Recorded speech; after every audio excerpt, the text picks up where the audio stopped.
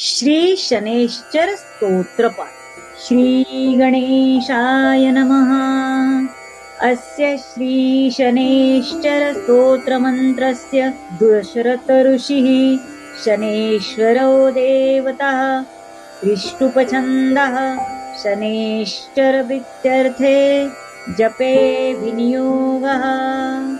दशरथ उवाच कोणन्तको रौद्रयमोऽथ बभ्रुः कृष्णं शनिपिङ्गलमन्दसौरीः नित्यं स्मृतो यो हरते च पीडां तस्मै नमः श्रीरविनन्दनाय।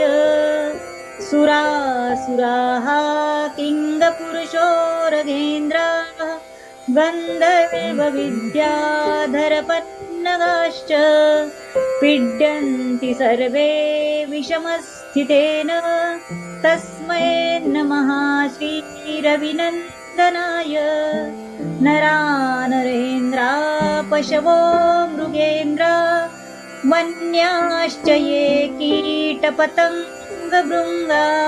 पीड्यन्ति सर्वे विषमस्थितेन तस्मै नमः श्रीरविनन्दनाय।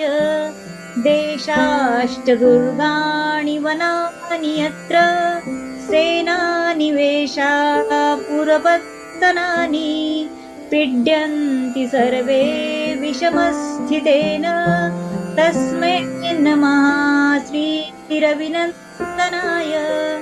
तिलैर्यवैर्माशगुडानदानैर्लोहेन नीलाम्बरदानदो वा प्रीणाति मन्त्रैर्निजवासरे च तस्मै नमः श्रीरविनन्दनाय।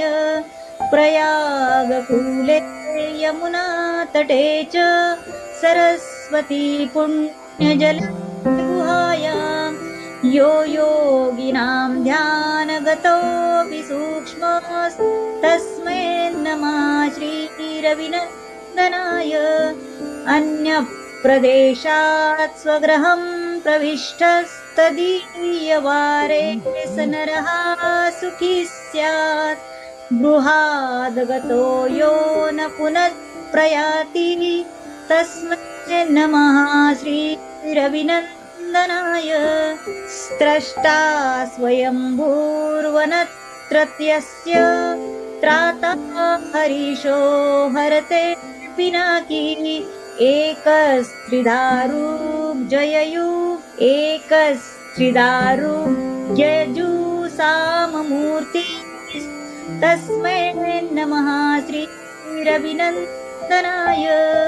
शन्यष्टकं य प्रयतां प्रभाति नित्यं सुपुत्रे पशुबान्धवैश्च पठेतु सौख्यं भुवि योगयुक्तः प्राप्नोति निर्वाणपदं तदन्ते।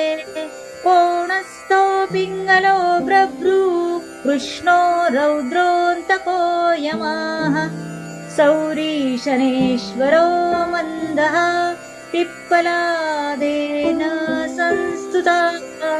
एतानि दशनामानि प्रारुत्थाय यत्पठेत् शनैश्चरकृता पीडा न कदाचिद्भविष्यति इति श्री शनैश्चरस्तोत्रं सम्पूर्णं। श्रीकृष्णार्पणमस्तु। श्री स्वामी समर्थ।